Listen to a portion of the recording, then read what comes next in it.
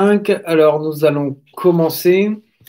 Je vous rappelle, donc, on continue avec les trois blancheurs, la foi, donc année 7, et nous sommes à la septième leçon, leçon sur l'homme. Donc, nous sommes à la... parfait. Nous sommes presque à la moitié, puisqu'il y a 15 leçons sur l'année, et nous allons aujourd'hui faire la septième. La suivante, eh bien, sera au mois de janvier, la huitième. Je crois le deuxième, puisque le premier jeudi du mois de janvier va tomber, me semble-t-il, pendant les vacances. Ah, quoique peut-être pas. Enfin, voilà. Aujourd'hui, nous allons donc prendre la leçon sur l'homme, leçon numéro 7, à la page 55. La dernière fois, nous avions vu les anges, et c'est donc la suite logique qui veut que maintenant nous voyons la création de l'homme, voilà, deuxième créature spirituelle, si je puis dire. Contrairement aux anges, eh bien, les hommes sont unis à un corps, à âme spirituelle liée à un corps matériel, si je puis dire. Alors, pour pas qu'il y ait de dispute, notez bien que lorsque je dis homme, durant tout le cours, ce sera être humain. Je pourrais dire à chaque fois homme et femme pour contenter tout le monde, mais voilà, ne m'en voulez pas, c'est une manière de parler, et puis c'est très bien comme ça. Alors, prenons la définition. L'homme est une créature raisonnable composée d'une âme et d'un corps. Donc, raisonnable, ça veut dire que nous avons une raison, hein, cette âme spirituelle, et cette raison donc, est douée d'intelligence et de volonté. Nous l'avions déjà évoqué lorsque nous avions montré dans la leçon sur la Trinité comment l'âme est une image de la Sainte Trinité, une seule âme douée des puissances d'intelligence, de volonté et de mémoire spirituelle. Donc l'intelligence, je vous le rappelle, pour ceux qui auraient raté ce cours-là, nous a été donnée par Dieu pour connaître, et oui, et notre volonté nous a été donnée pour nous porter vers ces choses qui nous semblent bonnes, ou au contraire, pour nous en éloigner, si elles nous semblent mauvaises. Alors, l'âme est immortelle. Donc, je lis ce qui vous est marqué. Hein. L'âme est immortelle parce qu'elle est un esprit. L'âme est indépendante de la matière, c'est vrai. Elle ne meurt donc jamais. Il faut bien comprendre quelque chose qui va mourir, c'est quelque chose qui en fait peut être séparé, peut être détruit, si vous voulez. On avait dit que les animaux avaient une âme animale, que les végétaux ont une âme végétative. Les hommes, eux, ont une âme spirituelle. Et on avait dit qu'il y avait une différence fondamentale. Hein. L'âme, c'est ce qui anime au sens, on va dire, générique. Donc tous les êtres animés, autrement dit tous les êtres vivants ont cette âme, mais qui n'a pas du tout le même degré de perfection. Pourquoi l'âme des végétaux, des animaux sont-elles mortelles, si je puis dire? Ce sont des principes de vie qui sont liés à l'aspect matériel, alors que l'âme spirituelle, nous voyons bien qu'elle peut réaliser des actions qui sont indépendantes de toute matière. Et un des exemples qui avait été donné et qui est très courant aujourd'hui, c'était notamment l'exemple des EMI, où les gens sont considérés par la médecine comme morts, aucune activité cérébrale, et pourtant qui seront capables de faire part des événements qui s'est passé pendant qu'ils étaient dans cet état-là. Donc ça montre bien que l'âme spirituelle a une capacité d'action et de réaction, même en dehors de son corps, si je puis dire. Et donc, l'âme humaine étant insécable, hein, on ne peut pas la couper, on ne peut pas parce qu'elle est un esprit, c'est pas non plus un esprit, une sorte d'esprit composite. On a bien dit que l'intelligence, la volonté et la mémoire, ce sont des puissances de l'âme, ce ne sont pas des parties de l'âme. Donc on ne peut pas séparer dans notre âme intelligence, volonté, mémoire. On peut le faire, je dirais, en esprit, mais dans la réalité, c'est un principe unique. Ouais. Donc, l'âme humaine n'étant pas composée de différentes parties, eh bien, elle reste toujours une, donc elle ne peut être détruite, elle est donc immortelle. Voilà. Il faudrait, pour la détruire, il faudrait pouvoir la casser, c'est impossible. Même, on peut me dire, cette souris d'ordinateur, elle est même pas une d'ailleurs, elle est composée de plein d'éléments. Bah oui, si je prends un marteau et que je tape dessus, ça va la casser. On peut pas faire la même chose, même avec un marteau spirituel, de taper sur notre âme et d'en séparer l'intelligence, la volonté et la mémoire. Continuons. C'est parce que parce que l'âme humaine est un esprit que nous lisons dans le texte de la Genèse, bon, que l'homme a créé, que Dieu a créé l'homme à son image et à sa ressemblance. Très bien. Vous avez ensuite une phrase avec un vocabulaire philosophique qui est utilisé. L'âme est la forme du corps qui est sa matière. Donc, il faut comprendre, en fait, c'est un langage philosophique encore plus large. Les Grecs, Aristote déjà, et puis saint Thomas reprend ça, va parler de forme et de matière pour toute chose qui existe. Si on prend même les aspects minéraux, hein, on en avait parlé, les minéraux donc, qui ne sont pas des êtres vivants, comme la pierre, le caillou, eh bien encore y a-t-il donc ce que les philosophes vont appeler la matière première, voilà, mais quelque chose qui n'est pas palpable en fait. Hein, faut pas croire. Vous pouvez imaginer une carrière de pierre, mais c'est pas voilà, c'est pas réellement ça. Et puis la forme qui va donner l'existence à ce caillou. À ce caillou. Vous pouvez prendre cette image si vous voulez pour un peu comprendre le tailleur de pierre qui ira à la mine, il va prendre la matière première, si je puis dire, donc ce rocher, et puis il va lui donner une forme, il va le tailler, il va lui, d'une certaine manière, lui donner l'existence à cette statue, même si elle est déjà composée, enfin, elle est déjà présente dans la matière. Hein. Voilà, donc c'est juste, même pour parler des êtres qui ne sont pas vivants, on peut, si vous voulez, les dire composés de forme et de matière. On parle pour les éléments, enfin pour les êtres matériels. Voilà. La précision, l'âme et le corps sont unis si étroitement qu'ils ne forment qu'une seule nature, une seule substance. Voilà, nous ne sommes pas plusieurs êtres. L'abbé Courtois, que vous voyez en face de vous à travers cet écran, eh bien, il est bien un avec son âme et son corps, mais c'est pas deux, voilà, c'est pas deux êtres différents. Il y a un seul être, une seule personne, une seule substance, celle de l'abbé Courtois.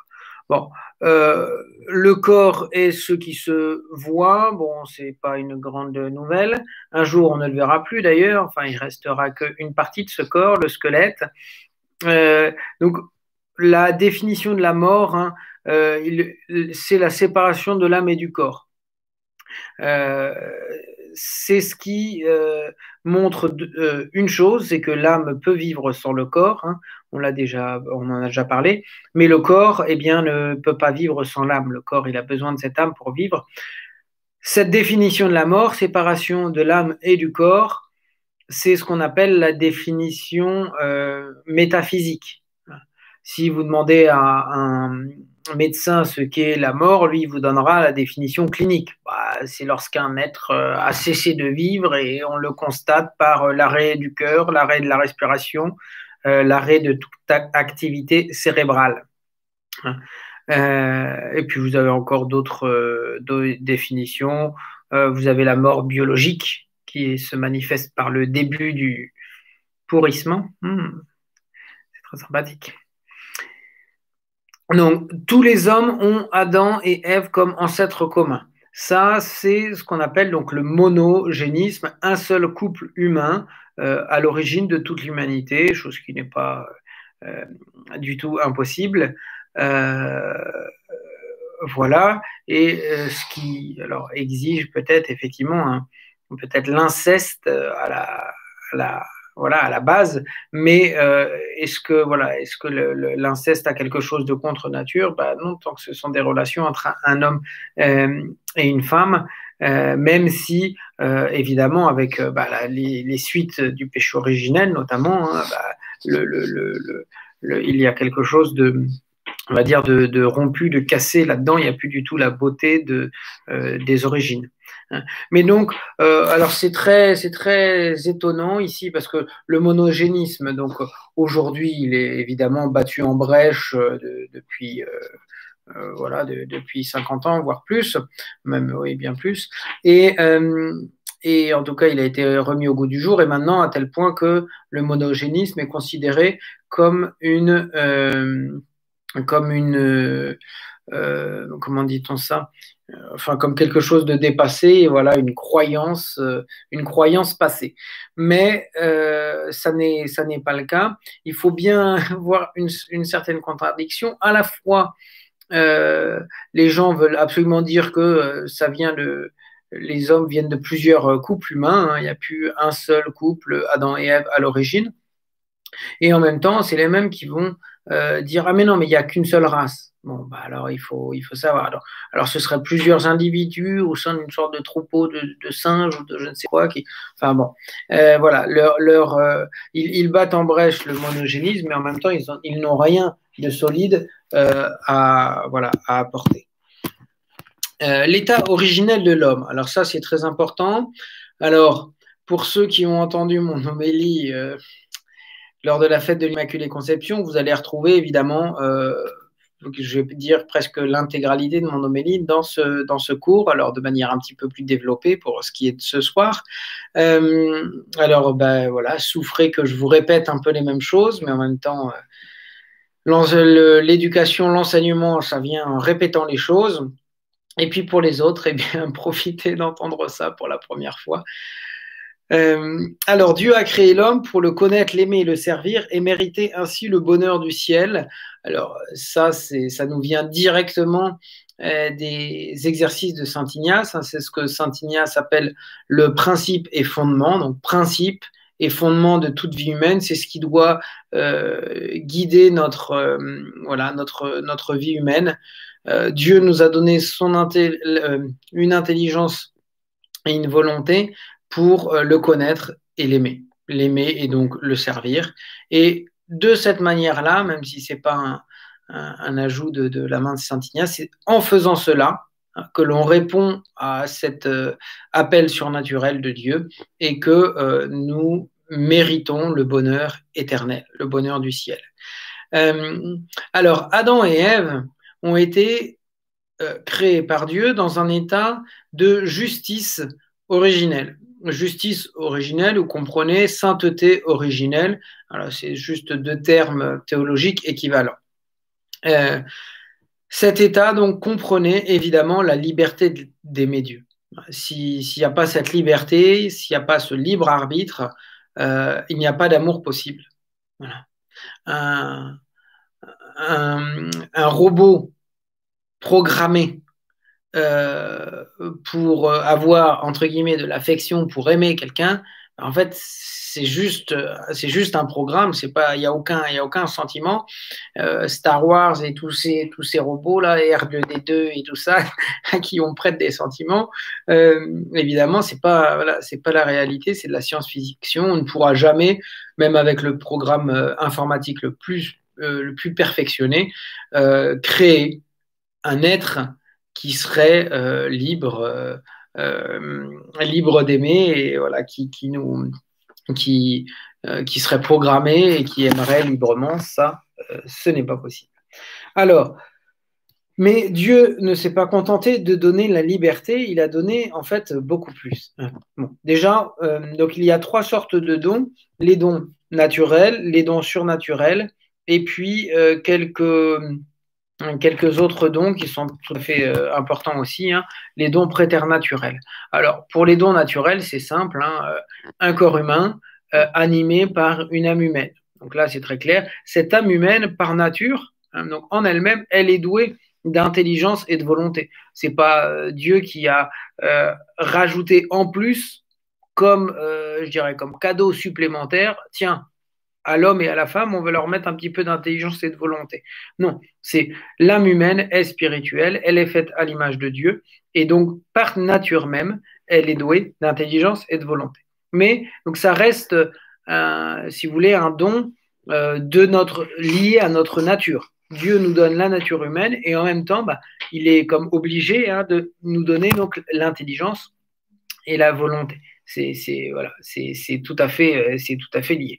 Vous ne pouvez pas donner à votre enfant un gâteau au chocolat sans chocolat. C'est pas possible parce que ça fait partie de la nature du gâteau que dans le gâteau au chocolat, il y a du chocolat, sinon c'est plus un gâteau au chocolat. À partir du moment où Dieu décide de donner la vie humaine, bah forcément, il y a intelligence et volonté. Je pense que c'est clair. J'espère que Catherine de Rodelec a réussi à se reconnecter.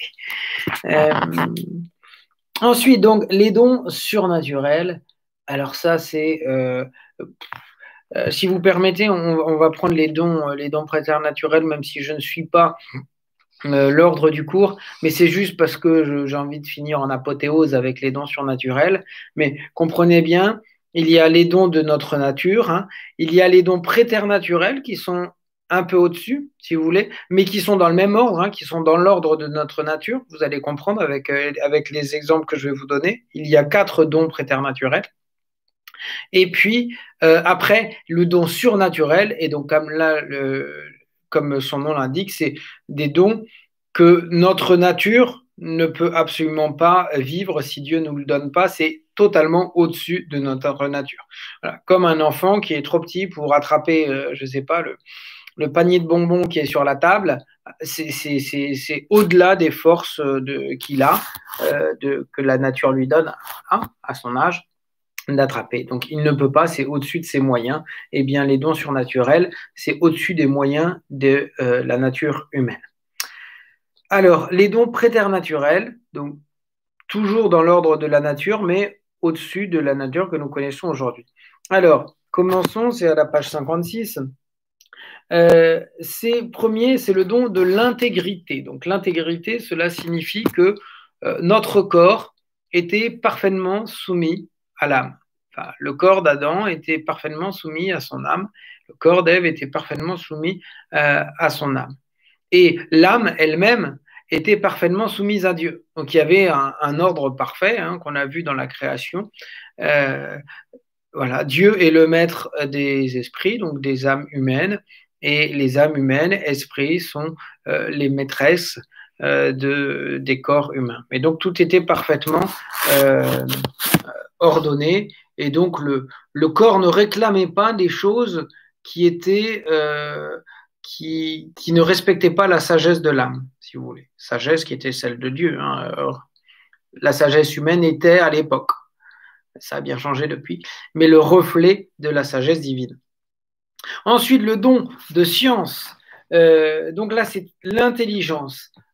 L'intelligence, c'était une intelligence parfaite qui ne se trompait pas, qui n'était pas sujette à l'erreur, elle ne pouvait pas se tromper, et notamment en ce qui concerne Dieu. Adam et Ève étaient, si je puis dire, directement connectés à Dieu, sans passer par un intermédiaire et sans possibilité de se tromper sur Dieu. Voilà, ça a bien changé. Voilà, ils eurent donc, Adam et Ève eurent une plus grande connaissance religieuse et morale, car ils devaient être les éducateurs de l'humanité sur Dieu et sur la morale aussi. Pourquoi? Parce que la morale, enfin, au sens des mœurs, c'est notre agir. Voilà, notre agir qui va dépendre de ce que je suis. Voilà. J'agis selon le mode d'être que je suis. Les lapins, ils courent comme des lapins. Ils ne courent pas comme des chevaux. Pourquoi? Tout simplement parce que ce sont des lapins. Voilà.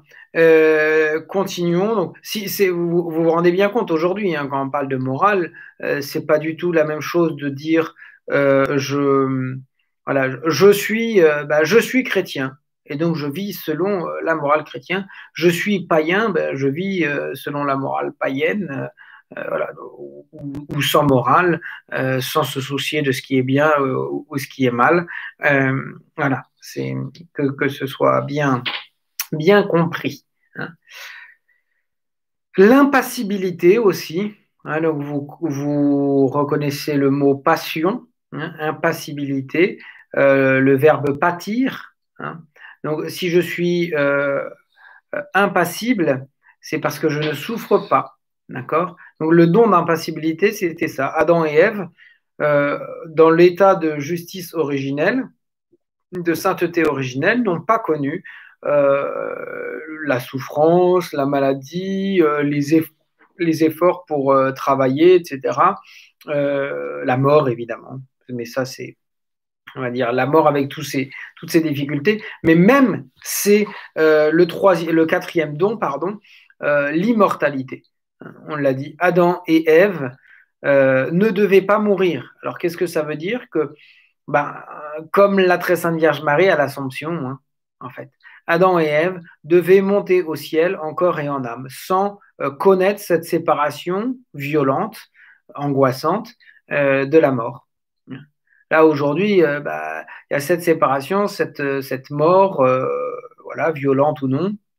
Et puis, c'est que voilà, au jugement dernier que nous récupérerons notre corps, de telle sorte qu'aujourd'hui, même les saints du ciel, bon, à part Notre-Dame et notre Seigneur, aucun voilà, n'a son corps.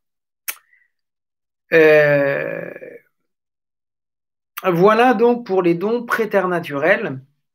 Et il y a donc au-dessus de la nature et je dirais au-dessus de la nature humaine, qu'est-ce qu'il y a? Bah, il y a en fait la nature angélique et la nature divine. Et là, c'est clairement la nature divine qui est au-dessus au-dessus de la nature humaine. Et Dieu va nous rendre participants de sa nature divine. Donc vous voyez bien que enfin, c'est de la folie. Voilà, c'est de la folie. Bon, c'est la sagesse de Dieu, mais voilà, la folie de Dieu est plus sage, hein, que la sagesse des hommes.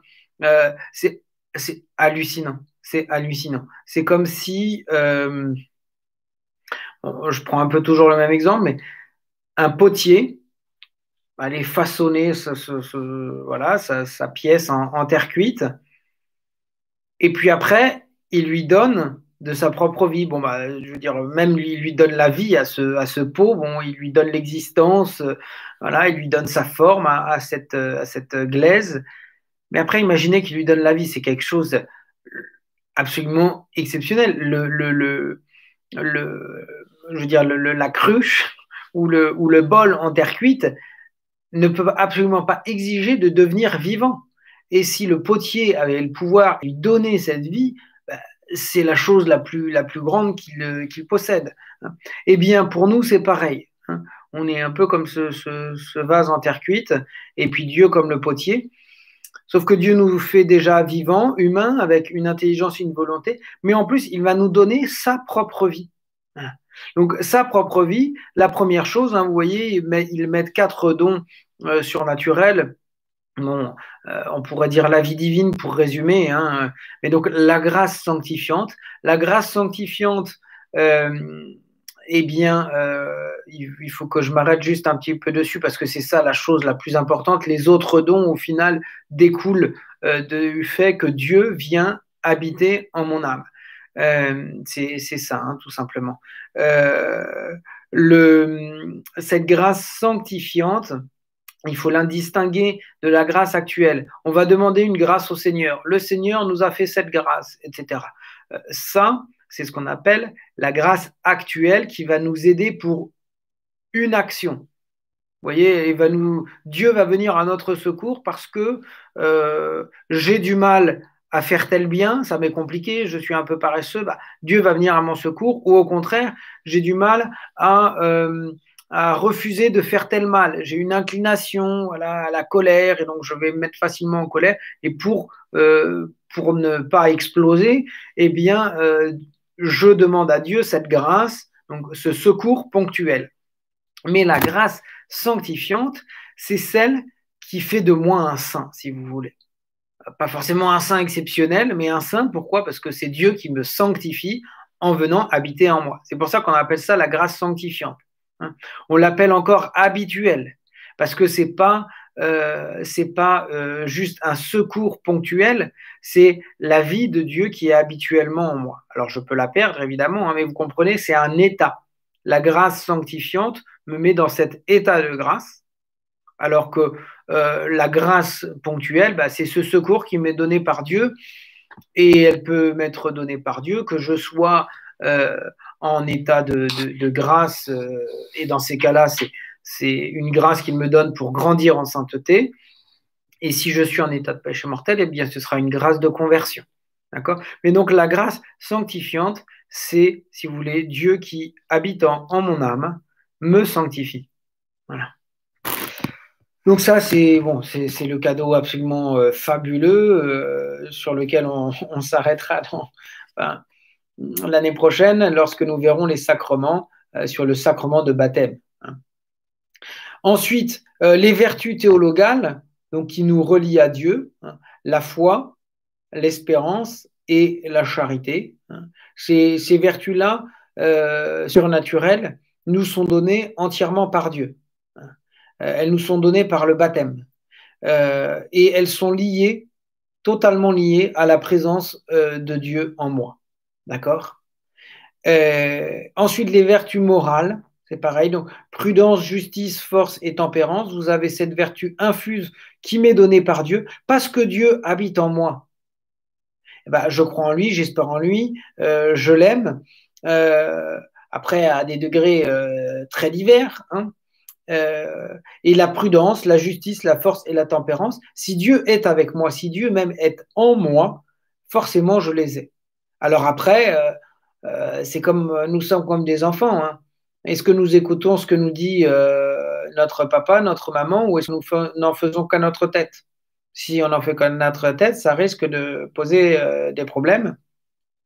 Voilà, bah, avec Dieu, c'est pareil. Dieu nous donne ça, Dieu nous prévient, Dieu nous donne la prudence pour choisir les bons moyens pour aller au ciel, la justice pour rendre à chacun ce qui lui est dû, dans le but d'être un jour jugé justement et d'aller au ciel. La force pour surmonter toutes les difficultés qui se présentent devant nous et les surmonter. Et puis la tempérance pour user des biens que Dieu nous a donnés dans la juste mesure qui nous permet d'aller au ciel. Et puis finalement, les dons du Saint-Esprit, donc qui découlent encore de cette présence de Dieu en moi. Si Dieu est en moi, il est présent tout entier, je dirais, le Père, le Fils et le Saint-Esprit. Et donc, le Saint-Esprit est inséparable de ces 7 dons. Donc, si Dieu habite en moi, j'ai ces 7 dons du Saint-Esprit, sagesse, intelligence, force, conseil, prudence, tempérance et crainte de Dieu. J'en ai piété, pardon, piété, crainte de Dieu. Voilà, là encore, on aura l'occasion de s'y arrêter plus tard. Voilà, c'est vraiment très important et comprenez bien que donc, si je suis en état de grâce, j'ai ces dons. Après, la confirmation, comme son nom l'indique, confirmare, c'est renforcer. Donc, ces dons seront présents en moi de manière parfaitement développée par le sacrement de la confirmation. Alors, voilà donc l'état de justice originelle, un corps parfaitement soumis à l'âme, une âme qui a une intelligence, une volonté parfaite, une science parfaite aussi, qui ne souffre pas aucune souffrance, ni du corps, ni de l'âme, pas de tristesse avant avant le péché originel. Ils étaient immortels, et en plus, comme si ça ne suffisait pas, comme si Dieu ne les avait pas assez gâtés, eh bien, le don de la grâce sanctifiante, d'où découlent les vertus théologales, foi, espérance, charité, les vertus morales, prudence, justice, force et tempérance, et les 7 dons du Saint-Esprit. Voilà. Donc ça, je vous ai dressé le portrait d'Adam et Ève avant ce qu'on appelle le péché originel, qui est, si je puis dire, alors, vu de notre côté, c'est la catastrophe. Hein. Le péché originel est une catastrophe, pire que voilà, la bombe atomique de Nagasaki, parce que là, c'est pas juste on va dire des pertes humaines, mais c'est voilà, cette vocation à laquelle Dieu avait appelé toute l'humanité pour partager la béatitude éternelle qui vole en éclats. Et, et ça, la vie de Dieu dans une âme qui vole en éclats, bah, c'est quelque chose de beaucoup plus grave que bah, voilà, la planète qui vole en éclats. On ne s'en rend pas compte malheureusement parce que le monde volontairement détourne son visage de Dieu, ne veut pas voir Dieu et veut vivre bah, dans son péché pour son plaisir, voilà. Mais il se détourne de Dieu, donc forcément il ne voit pas Dieu, il ne voit pas voilà, bah, le malheur que c'est en fait et le bonheur que ce serait d'être avec Dieu. Alors, le péché originel, parlons-en. Nous avons dit que Dieu a créé Adam et Ève, a créé l'homme, hein, de manière générale, l'a créé libre, libre d'aimer Dieu ou de ne pas l'aimer. Vous voyez bien, on a toujours, je veux dire, on a toujours le choix d'une certaine manière, on a toujours une liberté. Notre liberté nous a été donnée par Dieu pour choisir le bien, voilà, pas pour choisir le mal. Au ciel, nous serons parfaitement libres alors que nous serons impeccables. Impeccable, ça ne veut pas dire qu'on n'a pas une seule poussière sur son manteau. Impeccable, ça veut dire qu'on n'est pas capable de pécher, de faire un péché peccatum en latin. Hein. Agnus Dei qui tollis peccata mundi. Donc quand on dit quelque chose d'impeccable, c'est quelqu'un qui ne peut pas pécher. La Sainte Vierge était impeccable, elle ne pouvait pas pécher. Pourquoi? Parce qu'elle était la mère de Dieu et qu'il n'y a aucune compatibilité possible entre Dieu, donc même entre sa mère et le péché. Donc, bon, voilà, j'ai perdu mon idée et comme en plus je ne peux pas vous demander de réagir, voilà, c'est compliqué, c'est les aléas du direct, c'est pas très grave. Donc, Adam et Ève ont commis ce péché en pleine liberté. Voilà. Dieu leur a donné cette liberté. Elle leur a été donnée pour choisir le bien, pour choisir Dieu, pour y aller librement. Mais c'est infiniment plus grand, plus beau que d'être programmé pour y aller. Enfin, voilà, ça n'a rien à voir. Imaginez que vous êtes fermier et vous expliquez maintenant à vos vaches, vous n'avez plus besoin de vous en occuper, vous leur dites, ah voilà, vous rentrerez à l'étable toute seule ce soir, et si elles le font, mais vous vous dites, c'est extraordinaire. D'elles-mêmes, elles ont fait ce que je leur ai demandé. Bon, bah voilà. Sauf que ça marche pas comme ça. Il faut leur mettre un petit peu de foin si on veut qu'elles viennent, et puis il faut mettre un petit chien pour aller chercher les vaches qui voudraient s'en aller ailleurs. Hein. Donc Dieu a donné cette liberté, et il fallait que cette liberté, d'une certaine manière, soit mise à l'épreuve, que Adam et Ève aient la possibilité de dire non à Dieu. D'accord? S'ils n'ont pas cette possibilité, comment peuvent-ils lui prouver qu'ils l'aiment réellement? Voilà. Donc, ce choix, cette épreuve, eh bien, c'était, alors si vous lisez le premier chapitre de la Bible, hein, donc enfin d'ailleurs c'est pas le premier, mais voilà, cet arbre de la connaissance du bien et du mal qui se trouvait au milieu du paradis. Alors, cet arbre, en fait, le fruit, manger de ce fruit, donnait la connaissance du bien et du mal. La connaissance du bien, ils l'avaient déjà. Donc ça veut dire que cet arbre leur apportait la connaissance du mal. Bah, ça peut apporter que des malheurs. On n'a pas besoin pour être heureux de connaître le mal. Voyez bien que dans le péché, alors ils ont été tentés hein, par le serpent, par Satan, hein, le diviseur, l'ennemi, diabolos en grec, ça veut dire donc on l'a vu la dernière fois, le diviseur, Satan, Shatan en hébreu c'est l'ennemi, hein. Donc l'ennemi du genre humain euh, a cherché à tenter Adam et Ève d'abord par l'aspect de ce fruit. Regardez comme il est bon à manger, comme il est beau à voir. Mais souvenez-vous, eux, ils ont le don d'intégrité. Le corps est parfaitement soumis à l'âme et l'âme parfaitement soumise à Dieu. Dieu a dit qu'il ne fallait pas manger, alors on n'en mange pas. Pof, renvoyé dans ses buts. Mais après, il aurait fallu couper court. Le démon revient et on continue à discuter avec lui. Ah bon, comme ça, on serait comme des dieux, on connaîtrait le bien et le mal. Ah, mais c'est quand même intéressant finalement. Bon. Et puis, finalement, ils désobéissent à Dieu. Mais euh, c'est d'une gravité extrême. C'est d'une gravité extrême. Pareil, on ne s'en rend pas compte, mais imaginez ce vase de terre cuite à qui le potier a donné la vie, qui lui dit, en gros, tu m'as donné cette vie, mais voilà, je vais sauter de la table pour me casser en mille morceaux et voilà, et mourir. Ce serait terrible. On se dirait, mais quel imbécile. Ah nous, au final, quel imbécile on a été. Enfin bon, c'était Adam et Ève, bon, d'accord, mais on n'aurait certainement pas été meilleurs. Donc euh, voilà, comment avec toute cette connaissance, toute cette intelligence, etc. Ils se sont laissés avoir les pauvres. Enfin, bah oui, les pauvres. Enfin, c'est les pauvres pour tout le monde, hein. Mais donc, en plus, Dieu les avait prévenus. Il savait, il savait. Voilà, Et donc, qu'est-ce que Adam et Ève ont perdu en péchant contre Dieu, en désobéissant? Ils savent que Dieu est infiniment au-dessus d'eux, qu'il est infiniment parfait, qu'il ne veut que leur bonheur, qu'il ne leur mettra jamais des bâtons dans les roues pour aller au ciel. Et bon, voilà, ils se laissent tenter pour être comme des dieux, mais euh, Dieu leur aurait donné au paradis avec la vision béatifique, voir Dieu tel qu'il est.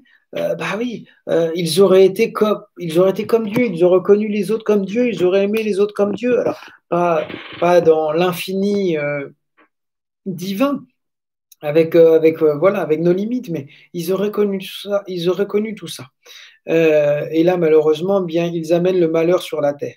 Donc, ce don surnaturel, vous comprenez, en désobéissant à Dieu, en matière, je veux dire, en matière si grave, hein, parce que nous, on peut dire, oui, on ne sait pas trop bien, on n'a pas, mais eux, ils savaient parfaitement. Donc, ils n'ont aucune excuse sur ce péché. Bon, si ce n'est que c'est Satan qui les a tentés, mais ils auraient très bien pu résister. Ils avaient la grâce pour résister. Alors, ils ont perdu évidemment tous les dons surnaturels. Et ça, voilà, je l'ai dit tout à l'heure, hein, c'est une catastrophe pire que les bombes de Nagasaki. La grâce sanctifiante, et puis, voilà, le foi, espérance, charité, tout le reste. Mais si je perds la grâce sanctifiante, je perds la vie de Dieu dans mon âme. Vous vous rendez compte? Euh, Et c'est le seul moyen que Dieu vive en moi, c'est le seul moyen pour moi d'accéder au ciel, à cette vision divine, à cette vision de Dieu, à ce bonheur surnaturel. Je ne peux pas, par mes propres forces, y arriver, c'est pas possible. C'est impossible. C'est voilà, comme l'enfant qui va aller chercher le panier de bonbons qui est au-dessus des assiettes, au-dessus du tiroir, là, du placard. C'est pas possible. C'est pas possible. Si son père le fait pas, le soulève pas, enfin, et ben pour nous c'est pareil. Donc, ils ont perdu non seulement cette vie divine, mais ils ont perdu en fait l'accès au ciel, l'accès à la béatitude éternelle. Et je veux dire, c'est eux qui sont les responsables. Ils peuvent pas se plaindre à Dieu. Non, ils en sont entièrement responsables. Euh, et donc, c'est ça que l'on appelle la peine de la damnation, hein, la peine du dent. Euh, c'est le fait d'être séparé de Dieu. Dieu n'est plus en moi, je suis séparé de lui. Et, et il n'y a que Dieu qui peut venir en moi, décider de venir en moi. Moi, je ne peux plus rien exiger de Dieu. Le, le vase de terre cuite qui s'est volontairement jeté de la table pour se casser par terre, comment est-ce qu'après un acte volontaire comme ça, il peut dire au potier, ben, répare-moi, redonne-moi vie et ben non, non, c'est pas possible, hein. Donc cette séparation-là, elle est totale. Voilà, il reste pas un petit bout du bon Dieu coincé dans l'âme quelque part. Non, il n'y a plus rien du tout. Et surtout, elle est définitive. Elle est pour toujours parce qu'on peut rien exiger de Dieu. Alors nous avons une chance, c'est que Dieu nous aime à la folie et qu'il a, voilà, il a décidé de pas nous laisser tomber euh, et de nous laisser dans cette destinée bien malheureuse. Mais il veut donner maintenant à chaque homme, à chaque femme, la possibilité eh bien de saisir cette grâce divine, hein, comme, voilà, comme celui qui est en train de se noyer, qui va saisir la perche que donne le maître nageur ou le sauveteur en mer. Euh, bah, Dieu nous tend cette perche. Donc, les dons préternaturels, autant vous dire que là, il reste rien du tout, hein. Et c'est pour, voilà, c'est pour toujours. On retrouvera ces dons au ciel, si vous voulez. Mais l'intégrité, l'âme parfaitement soumise au, pardon, le corps parfaitement soumis à l'âme, voilà, on le voit bien, hein, c'est comment dire, ces conséquences du péché originel que nous avons en nous et qui sont, voilà, qui sont ce que Saint Jean appelle la triple concupiscence. Concupiscence des yeux, voilà, des richesses, etc., voilà, de posséder les choses, concupiscence de la chair, hein, voilà, ce désir charnel, toujours voilà, vouloir manger, vouloir toujours avoir plus que moins, les désordres au niveau de la sexualité, etc. Euh, et puis l'orgueil de la vie, dira Saint Jean, il appelle ça l'orgueil de la vie, ce troisième conséquence du péché originel. La science, évidemment, l'intelligence, bah, elle est bien obscurcie. Adam et Ève, avant le péché originel, ce que je raconte là, bon, ils auraient été concernés de très près. Mais pour eux, c'était une évidence. Oui, ouais, c'est bon, l'abbé Courtot m'aurait-il dit, c'est pas la peine de passer une heure à nous expliquer tout ça. On a bien compris. Voilà. Aujourd'hui, bah, non seulement il faut dire les choses, mais il faut parfois les redire et les redire. Et vous voyez bien que notre intelligence, bah, voilà, notre intelligence peut se tromper.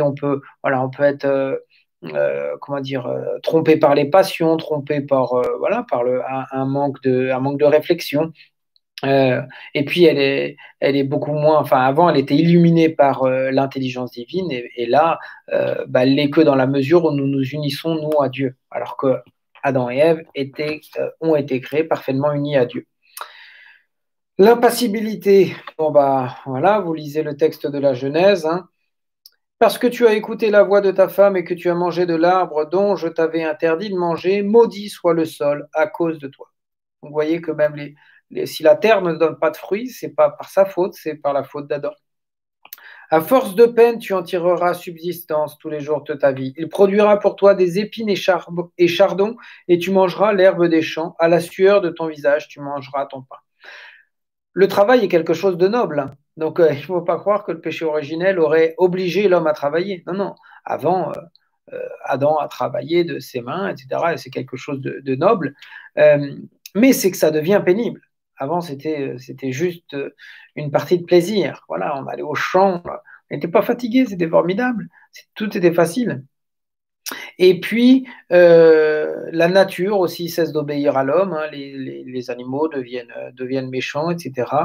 Euh, pour Ève, eh bien, nous savons que la conséquence au niveau des souffrances, eh bien, ce sera notamment la souffrance dans l'enfantement, hein. Tu enfanteras dans la douleur, alors que c'est la chose la plus belle que Dieu lui avait donnée, c'était cette maternité, hein, le fait de devenir mère. C'était la manière que Dieu avait choisie pour que l'homme, volontairement, enfin, je veux dire, raisonnablement, doué d'intelligence et de volonté, hein, selon l'usage de la raison qui le fait semblable, qui le rend semblable au Créateur, il puisse prolonger la création. Et ça, c'est on va dire une mission magnifique que Dieu a donnée aux époux, hein. C'est la prolongation du genre humain, cette procréation, hein. On travaille pour Dieu. Et puis l'immortalité, hein. Tu es poussière, tu retourneras à la poussière. On dit ça tous les mercredis décembre, en commençant le carême. Voilà, je t'ai tiré de la glaise, bah, tu repasseras par là, Et puis bon, bah, tu pourras quand même être sauvé parce que je suis bon, hein. Mais voilà, c'est l'immortalité, hein. Adam et Ève ont perdu. Donc, qu'est-ce qu'il leur reste au final? Ils ont perdu tous les dons surnaturels. Ils ont perdu tous les dons naturels. Il ne leur reste que les dons naturels, ce qui est lié à notre nature humaine, car Dieu ne reprend pas ce qu'il a donné. Voilà, vous imaginez bien des parents qui ont eu un enfant insupportable, on l'avait prévenu, je te retirerai ça, voilà, je te donne ça, mais si tu n'es pas sage aujourd'hui, bah, je te le reprends.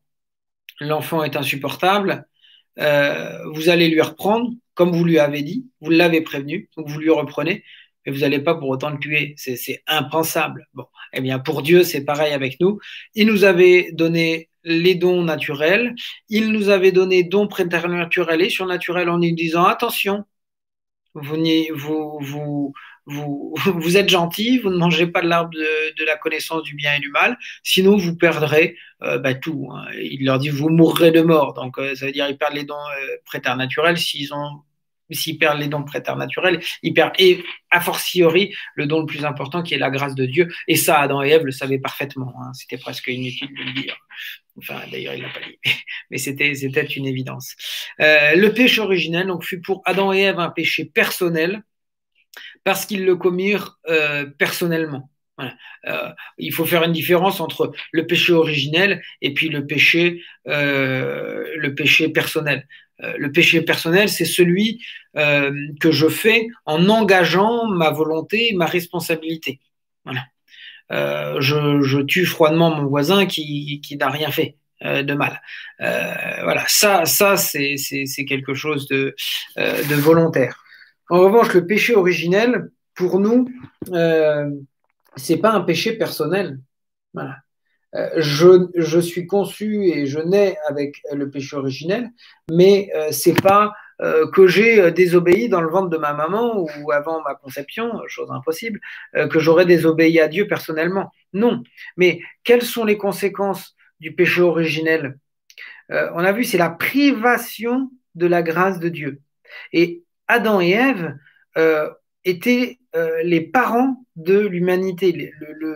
Et ils devaient transmettre en héritage tous leurs biens matériels qu'ils auraient pu avoir sur Terre, mais aussi ces biens surnaturels qui est la vie de Dieu. Adam et Ève auraient dû transmettre à leurs enfants cette grâce divine, chose là encore, c'est absolument fabuleux, magnifique. Ils auraient dû transmettre ça. Vous imaginez, les hommes vont pouvoir donner la vie divine. Bon. Et bien là, maintenant, vu ils l'ont perdu par leur propre faute, eh bien, comme vous qui auriez dilapidé vos biens, vous ne pouvez plus ensuite les transmettre en héritage à vos enfants. C'est exactement ce qui arrive avec Adam et Ève. Ils ont tout perdu, les dons surnaturels et les dons préternaturels, et ils ne peuvent donc plus les transmettre. La seule chose qu'ils peuvent transmettre, c'est la seule chose qu'il leur reste, c'est les dons naturels, à savoir le corps et puis l'âme. Voilà, l'âme qui est donnée par Dieu, mais Dieu ne se reprend pas, c'est une âme humaine. Voilà. Les parents transmettent la nature humaine à leurs enfants.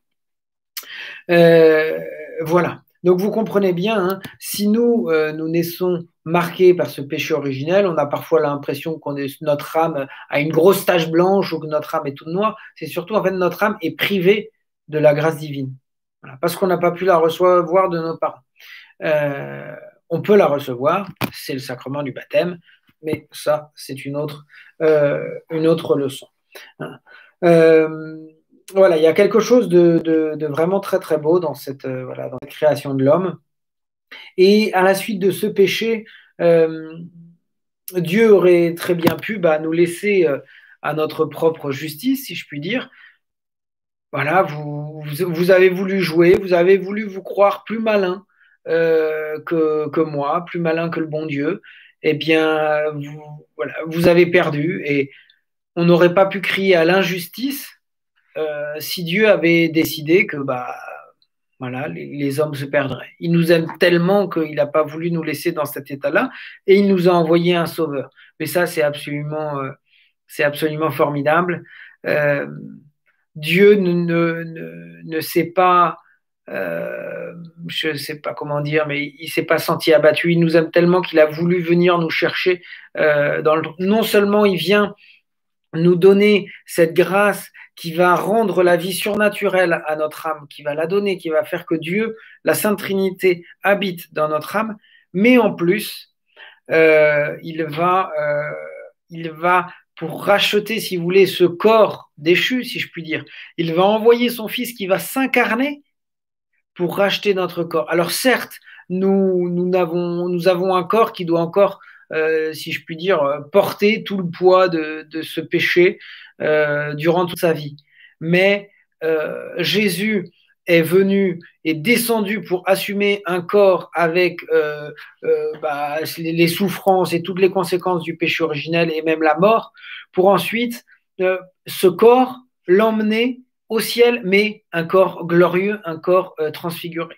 Et donc, en ce sens-là, il est venu chercher l'homme au fond du gouffre, si vous voulez, au fond du trou, pour le remonter corps et âme sublimé, transfiguré par la grâce de Dieu et par cette grâce de la résurrection des corps. Nous connaîtrons ça à la fin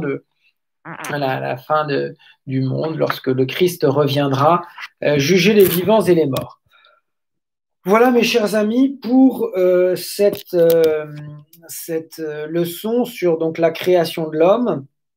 Il est évoqué tout à la fin du cours, évidemment, la figure de la Sainte Vierge Marie, Immaculée Conception, donc, qui a été conçue sans cette tâche originelle, mais sans, donc vous avez compris, sans la privation de la vie divine. Donc, sans la privation de la vie divine, ça veut dire elle est née, elle a été conçue même avec la vie divine. Dieu a toujours habité en son âme depuis le premier instant de sa conception, et c'est ça le grand privilège de Marie, parce qu'elle avait été choisie pour être la mère de Dieu. Voilà pour donc l'essentiel de cette leçon. Je vous propose un petit excursus, une petite prolongation qui est toujours plus peut-être un petit peu plus compliqué parce que ce sont les hérésies. Et or, la vérité n'est pas toujours évidente, mais peut-être aussi que j'ai plus travaillé les vérités dogmatiques que les erreurs. Ça, c'est une certitude. Mais c'est vrai que la vérité a une lumière que l'erreur n'a pas, une clarté que évidemment l'horreur et l'erreur n'ont pas. Donc, on va se pencher sur le naturalisme. Et alors, vous comprenez, il faut bien avoir donc en tête tout ce que je vous ai dit sur la création d'Adam et Ève dans cet état de justice originelle ou de sainteté originelle. Ils ne sont pas justes avec les dons, si vous voulez, de la nature. Ils ont en plus ces dons préternaturels et ce don de la grâce divine qui est inestimable. Pour les naturalistes, en fait, on fait fi de tout ça. La seule chose qui nous intéresse, si je puis dire, c'est l'homme tel qu'il est. Donc, sa provenance, l'homme vient à Dieu, l'homme retourne à Dieu, on s'en fiche. Le naturalisme, donc, si vous voulez, le fondement de ce courant philosophique, prend état, si vous voulez, constate comment est la nature humaine, évidemment, qu'ils peuvent constater par l'expérience. Donc, une nature humaine que nous, on appelle déchue, parce qu'on sait que ce n'est pas l'état à laquelle Dieu l'a appelé. Pour les naturalistes, ils considèrent que l'état dans lequel je suis aujourd'hui, donc avec une nature, mais une nature qui incline aussi à des choses mauvaises, eh bien, ça, c'est la nature. Et comme Dieu a tout fait bien, il a créé la nature humaine bonne, et donc tout ce que j'ai, tout ce que je suis, tout ce que je fais, tout ça, ce sont de bonnes choses. En gros, c'est ça. Voilà. Nous, on parle d'état si vous voulez, de justice originelle. Eux, ils parlent d'état de nature, mais nous, on sera obligé d'ajouter, on est obligé d'ajouter nature, oui, mais nature déchue. Et nous ne sommes pas appelés par Dieu à rester dans cet état-là. On est toujours appelé à être en état de grâce, et puis après, ce sera en état même glorieux. Donc, voilà, c'est quelque chose de condamné par par Saint-Pédis, le naturaliste, parce qu'on évacue complètement, le bon Dieu. Bon, j'avoue que je vais un peu plus vite que ce qui est dans votre livre, là, à partir de la page 59. Vous pouvez lire plus en détail, hein, si vous voulez. Je vous laisse, mais bon, c'est un petit peu, voilà, c'est un petit peu pénible si on lit tout. Mais donc, pour les naturalistes, si vous voulez, donc avec Émile Zola, hein, qui a été les premiers écrivains aussi à développer ça, c'est la nature te suffit. Vous voyez, Saint Paul disait, lorsque Saint Paul se plaignait au bon Dieu, mais qu'est-ce qu'il y a? J'ai reçu déjà 3 fois un aiguillon dans la chair, etc. Mais Dieu m'a répondu, ma grâce te suffit. Donc la grâce de Dieu nous suffit pour surmonter les difficultés. Zola, les naturalistes diraient, la nature nous suffit. Voilà. La nature nous suffit. Donc il y a pas tellement de place pour Dieu, si l'on peut dire. Même si bon, il y aura plusieurs courants naturalistes, hein, certains seront matérialistes, d'autres spiritualistes, si l'on peut dire, donc ils reconnaîtront l'âme, l'existence de Dieu. Mais c'est surtout voilà la nature. Alors bon, il y a cette aspiration quand même qui est inscrite dans la nature humaine à une certaine bonté, hein. Donc les commandements, les 10 commandements. Alors les 3 premiers, bah, je veux dire, ils vont les évacuer parce qu'on enlève Dieu, surtout si on est matérialiste. Mais les 7 derniers, hein, la deuxième table, tu ne tueras pas, tu ne voleras pas, tu piqueras pas la femme de ton voisin, etc. Bon, bah ça, oui, très bien, très bien. Mais aucune vision surnaturelle, uniquement voilà, vécu au plan naturel.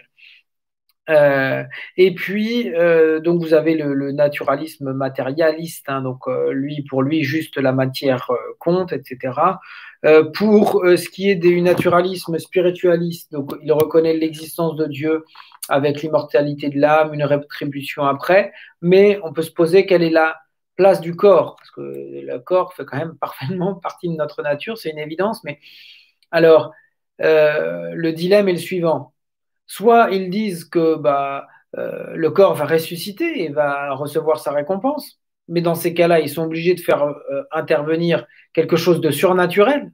Alors pourquoi vouloir se contenter, se cantonner voilà, au naturalisme?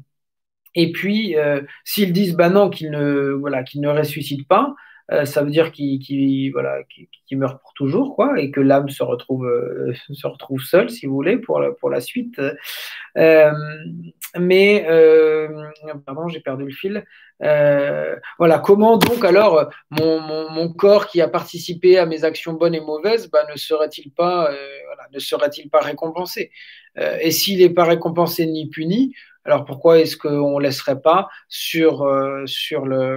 voilà, durant notre vie humaine, bah, nos désirs charnels et tous les besoins et les désirs de notre corps s'exprimer parfaitement, quitte à aller à l'encontre de ces commandements naturels. Tu ne tueras pas, voilà, mais si j'ai envie, si mon corps m'appelle à faire ça, si voilà, mon corps m'invite à aller piquer la femme de mon voisin, etc., bah, pourquoi est-ce que s'il y a pas de récompense, pourquoi est-ce qu'on ne laisserait pas aller au simple cours de la nature, si on peut dire. Donc, vous voyez qu'il y a évidemment un certain nombre de problèmes, hein. Voilà, donc pour pas tomber, si je puis dire, dans le panneau, il faut eh bien bien distinguer le naturel et le surnaturel. Nous reconnaissons tout ce que Dieu nous a donné de naturel, mais nous sommes dans un état de nature déchue. Et ce n'est pas, si je puis dire, l'état normal de l'homme, au sens l'état voulu par Dieu. Voilà, c'est l'état bah, voilà, l'état après le péché originel. Donc, avec toutes ces conséquences, et puis même dans notre propre vie, eh bien, on voit le combat qu'il y a entre l'âme et le corps. Voilà, le corps ayant ses désirs, ses passions, euh, voilà, qui parfois, on va dire, nous tirent dans un sens opposé à la droite raison.